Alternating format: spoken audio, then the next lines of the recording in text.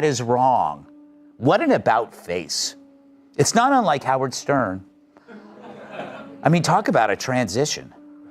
On Tuesday, he conducted an interview with Kamala Harris that was so simpering and feminine, I got my period while listening to it. Make sense? Well, I know some of them, and like Howard, I was on Howard Stern's show as much as anybody, and yeah. he was great at that time, and then he went woke. Yeah. And since he's gone woke, his ratings have gone down the tubes. And Greg Gutfeld and Donald Trump just took aim at Howard Stern in a clash so sharp even his old soundboard might have gone silent.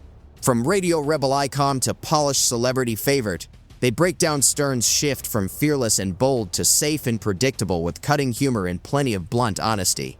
What's funny, though, is that Stern actually thought that was a compliment. Stern has become such a wussified sycophant, he doesn't realize that telling Kamala that he'd vote for a wall is telling her that he knows she's as dumb as one. And he sort of went anti-Trump for a couple of reasons. Mm-hmm. But I was on his show a lot. Yeah. In fact, he has a best of. Did you ever see the best of Howard Stern? I don't want to promote it necessarily, but and I was there for just about all of them, the best of. We had good shows, it was good, but he's changed, and he doesn't do the ratings anymore. No, he doesn't. He doesn't have to. He's almost finished. Greg Gutfeld came out swinging, like a rocket fueled by caffeine and completely unwilling to leave any legend untouched. His target was Howard Stern. Once a bold rebel, a rule breaker, and the king of shock radio, he now seemed like a polished, therapy-soaked version of himself, carefully packaged and uneasy whenever his past came up. And Greg was more than ready to dive in. All right, we're back. Now remember, Stern used to throw bologna slices at strippers' butts. With accuracy, I might add. Now he's worried the possible leader of the free world can't handle his verbal foot rub. I wonder if he used to get this nervous for the strippers before he'd spank them on their bare asses with a dead fish. He started by describing Howard as the world's oldest rebel, still trying to sell the image of being edgy while wrapped in a sweater and sipping a cup of herbal tea. The man who once grabbed headlines with outrageous radio moments now shows up on interview programs sounding more like a public radio host than a shock jock. Greg laughed at how Howard seemed to go from shaking up the culture to worrying about home decor. The change was so dramatic, so hard to ignore, that Greg compared it to watching a lion suddenly decide that a plate of vegetables was better than a fresh steak. You should hear what keeps him up at night. This is what keeps me up at night. I don't understand how my fellow Americans, I don't even understand how this election is close. And yes, I'm voting for you, but I would also vote for that wall over there. Well, he's half right. We do need a wall. To keep out gang members, fentanyl dealers, human traffickers, and Anna Navarro. He then took aim at Howard's shift into a defender of mainstream opinion. This was the same man who built his career by breaking rules, challenging authority, and pushing boundaries further than anyone thought possible. Now, according to Greg, he seemed more interested in scolding people who still spoke their minds without a filter. Greg pointed out what he saw as a remarkable turnaround, from rebellious outsider to a favorite voice among elite circles, where Howard suddenly wanted people to believe that taking offense was a virtue, and questioning the crowd had somehow become a bad thing. I hate it. I don't want you being made fun of. Oh my God. There's too much at stake. I believe the entire future of this country right now, I mean, as America, land of the free, home of the brave, I think it's literally on the line. So a guy who's supposed to be funny for a living now claims her candidacy is too important to joke about. This is a guy who once joked right after the Columbine massacre that the killers should have raped the students before killing them. Not that I like that Stern, but this pendulum swing from... Greg didn't hold back when talking about what he saw as Howard's awkward transformation. The long hair, the dark sunglasses, and the image of a lifelong rebel were all still there on the surface. But in Greg's view, the attitude that once backed it up had disappeared. What remained felt more like an act than the real thing. Howard still looked like a rock star, but sounded more like a quiet book club host fresh from a wellness seminar. Greg joked that it was a show that had lost its spark, like a circus missing its main attraction, leaving only a lonely performer trying to keep the audience interested. It's celebrity peer pressure. But the fact that he hasn't left his house in 2 years means that his views are BS. He was in a happy self-imposed lockdown with everything. Mansion on the beach, limitless options for food and entertainment. That's not real life. That's a 2-year all-inclusive vacation at Sandals Royal Barbados, which is impossible for everyone else in lockdown, including, especially, his listeners.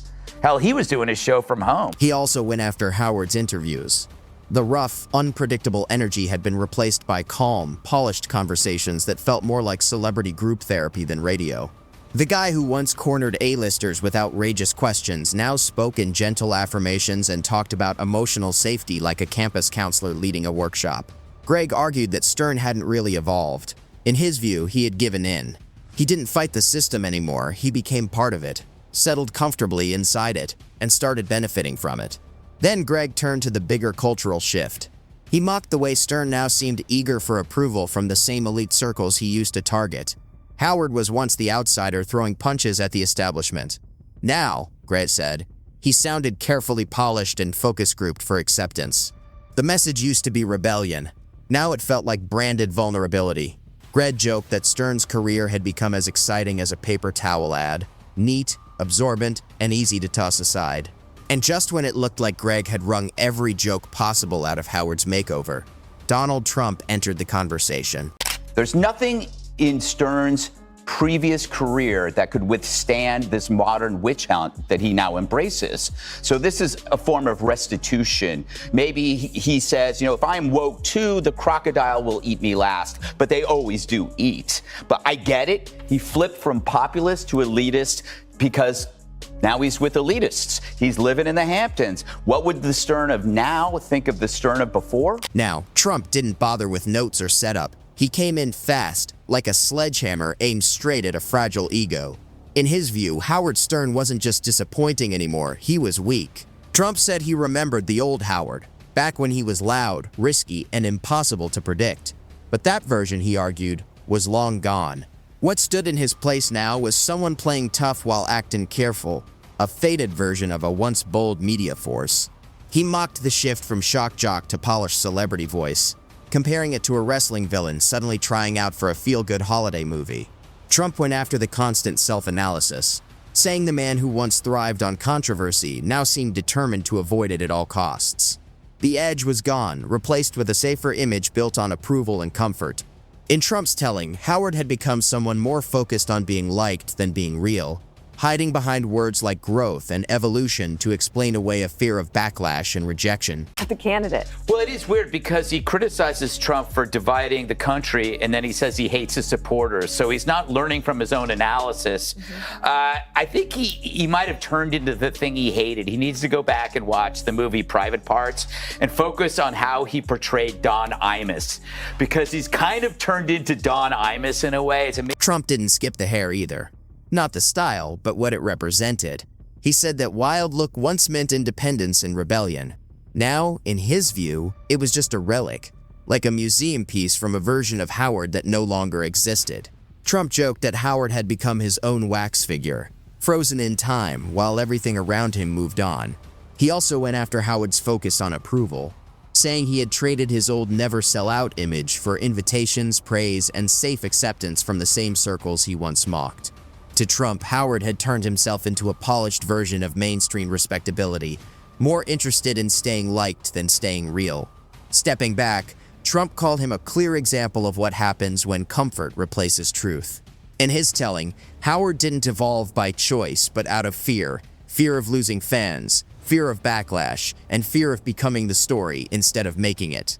And Trump said that was the real irony, because Howard used to chase headlines, not hide from them. That's the explanation. This is Stern's self-imposed penance for subjugating women to demoralizing stunts, capitalizing on desperate females thirsting for attention, even if it's from an oily paddle striking their bare asses. True, much of Stern's transformation is based mainly on a delusional hatred for Trump, but it's also coming from a bottomless hatred for himself and his past. He ended by reminding everyone that people didn't love Howard Stern for being polished. They loved him for being raw, messy, and unpredictable. Now, without that edge, only a hollow version remains, more like a consultant than a rebel, clinging to relevance through old Hollywood ties. Greg Gutfeld jumped in with one last jab. comparing Howard to an old iPod, once groundbreaking, now forgotten, and stuck playing dull interviews on repeat. The difference, he said, is that even the iPod doesn't pretend it's still revolutionary. In the end, Howard's legacy wasn't taken down by scandal, but by softness, caution, and the need for approval. Stern got even more pathetic, wondering how she doesn't nap. When you said you don't nap, I get it, because like what you've taken on is extraordinarily difficult. And I mean, do you feel the pressure of the moment in the sense that, like when I met you out in the hall, I said, I'm really nervous because I want this to go well for you. I want it to go well for the country. Hold on. I need a minute. Trump wasn't finished. He circled back like a shark that had caught the scent again. In his view, Howard Stern wasn't just a warning story anymore. He was an exhibit in a museum of fallen giants. A man who once broke every rule, now reacting like a pearl-clutching critic at the slightest meme. He mocked what he called Howard's constant reinvention, saying it wasn't growth at all, just a desperate attempt to stay relevant. Trump also pointed to Howard's shrinking audience, joking that many former fans probably don't even know if he's still on the air or just talking into a microphone in his living room.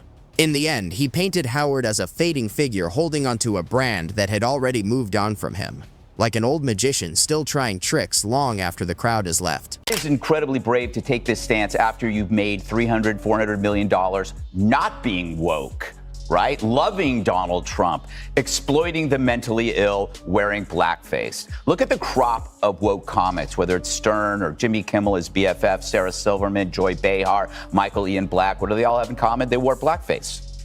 And then Trump didn't miss the irony. Howard Stern built his career on being raw, fearless, and unfiltered, yet now he moved through interviews cautiously, as if every word might trigger backlash. The same man who once surprised celebrities was now apologizing for even small comments. Trump called it a sad contrast, like a lion afraid of its own roar. Greg added that Howard's fall wasn't dramatic, just a slow slide into mediocrity. In his view, the once bold broadcaster became obsessed with image control and approval from the same crowd that once called him dangerous. The man who made a living pushing boundaries was now, Greg joked, acting like a cultural gatekeeper. He compared it to Ozzy Osbourne becoming a choir director. Technically possible, but hard to take seriously. fact is, Stern had no skin in the game because he left the game entirely. He didn't feel the loneliness, the social suffocation, the alienation, not to mention flying across the country with a cheap diaper on your face. Those elastic waistbands make my face itch. To be honest, though, that's a good strategy on Stern's part. In a pandemic, keep the filthy peasants away from your castle. Greg then went back to Howard's podcast interviews, saying Howard now seemed more focused on comforting guests than challenging them. The man who once built his name on awkward questions and uncomfortable moments had become a polite voice, nodding along, too careful to cause any trouble. Greg joked that listening today felt like two celebrities trading compliments in a yoga studio, all praise and no edge. Howard even talked about himself, he said, like he was reading his own Wikipedia page. In their view, Greg and Trump weren't just mocking him, they were marking the decline of a once bold voice into something safer, softer, and far less daring.